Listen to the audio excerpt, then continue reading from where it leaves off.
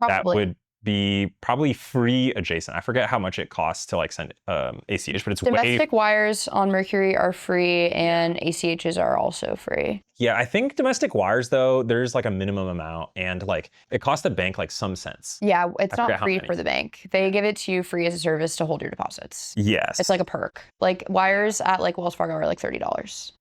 Okay, that's insane. But I think that the wires cost the bank, I want to say like, I don't know, like 8 cents or something. Like it costs the bank some amount of money to do this transaction. Direct deposits are cheaper and free and just slower. Yeah. So that's what yeah, it's just like how the money is moved.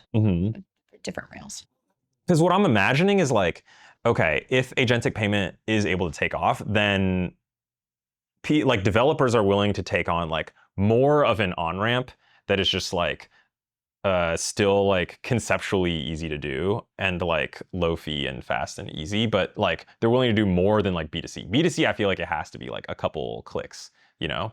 Yeah, like you can't even buy. We were on Zoom the other day. We were like trying to buy stuff on ChatGPT. They like sunsetted the feature. Oh yeah. It's like it's not the business. It's not. Yeah, I'm actually surprised that like not a single vendor. I feel like if they made it more public and anybody could just like integrate into ChatGPT, I feel like some new kids would like figure out a way to like maximum monetize this like idea.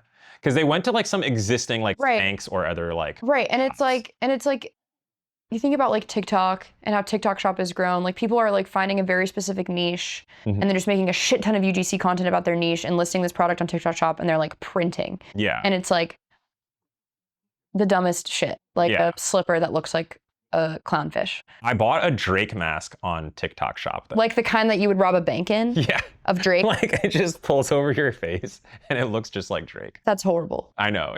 I used it as a Halloween costume, but then it was really funny when I wore it for like 10 minutes, but then it got so hot inside the mask. Well, yeah, because it's like a rubber mask on your face. That's crazy. So then I cut some air holes on the sides, but. So it has gills. Yeah, exactly. That's insane. But yeah, it's like I think that you could absolutely like AEO-ify a ChatGPT shop item and probably print. It would be like some sort of creative endeavor to do. That's what I'm saying. Like if they actually made it public, to just like, oh, anybody can just roll their own like ChatGPT shop, I feel like there would be people who like took rant. Instead, basically how it works is like you'd have to buy it from like an Etsy shop or like a small number of brands who probably host their website on Shopify or something similar. Yeah.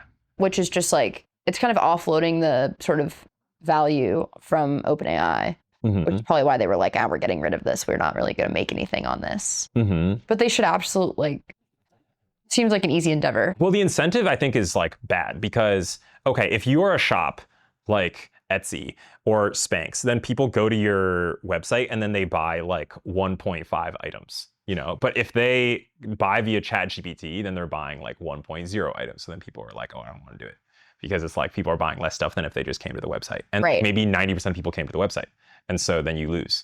But if you're Joe Schmo, like 18-year-old and you're doing zero business, then you're just maximally incentivized to take charge of the trend, right? Right, which I think is also like one of the interesting things about TikTok Shop as a concept, which is that you just buy in the TikTok app and you don't go to their website and it's still doing so well and so many brands are like really forward for it, despite how if they were on the website, they'd buy 1.5 products. But like the sort of... But these are like individuals, I guess. Yeah, and so, but like the volume capture of like impressions on TikTok is better than like trying to drive people to your website because they're going to keep scrolling on TikTok. So it's like the incentive is still good enough to like do the TikTok Shop videos and put it on there. So it's like, what would that experience be like for ChatGPT? I think, but it's like the paradigm that people primarily interact with AI is like back and forth conversation and not like consumption of content, which is the issue. I think this is going to take shape for like every biz, which is like, okay, going back to some other examples, if you're an accountant and you have like an accounting firm, then you're not that incentivized to just offer API services. But if you're like a brand new accountant who's doing zero business, you're the only one on API. That's kind of what you were saying. Like, in 1994, you didn't need a website to have a business, but then suddenly in 2004, the people with a website were doing better. Yeah. And that so was the new group. And yeah, and so Yeah. there's probably are Then the going to be incumbent like, spot. yeah, the new group Yeah. will probably start with this first Yeah. in some way. I still don't know what it's going to look like to take shape, because ultimately, like at the end of the day, if the customer you're servicing in the very end is a human, Yeah. even if the human is like controlling or driving an agent, you have to sort of build for both. Yeah. And I think that is going to be really confusing for both new businesses and incumbents to figure out, like, Yeah. how do we prioritize? Do we roadmap them both equally?